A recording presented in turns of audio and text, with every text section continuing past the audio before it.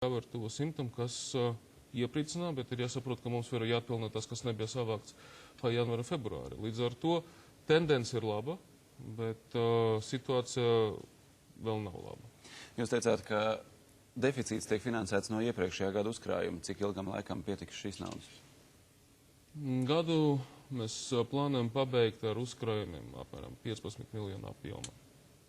15 miljoni, es ļoti atvainojos, 15 miljoni, tas ir nauda, ar ko var nofinansēt veselu gadu visus sociālus pabalstus. Nu, teiksim, lai varētu salīdzināt. Premjers jau pagājušā nedēļā izteicās, ka iekšzemes koprodukta rādītāji ļauj optimistiski raudzīties tālāk, vai arī Rīga izjūt to, ka šis te ekonomiski zemākais punkts jau ir aiz muguras? Es visi gribētu cerēt, ka ir aiz muguras, bet paskatīsimies vēl. Patreiz tas ir tikai iespējams pozitīvas tendences sakums. Vai tā vienreizē nobīde no sliktas tendences. Vai šobrīd ir skaidrība, kas notiks ar Dienvidu tiltu un vai šogad tā pabeigšanai naudas nebūs? Pa Dienvidu tiltu. Visi lamāja Rīgas doma par to, ka viņi vispār uzbūvēja Dienvidu tiltu. Tagad lama par to, ka nevar pabeigt trešo kartu. Trešā karta bija plānota pabeigšanai 12. gada. Viens.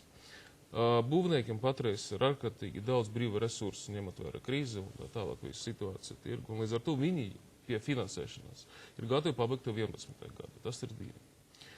Pirmā un otrā karta bija finansētas no aizdevuma. To, ko nofinansēja Vācu banka.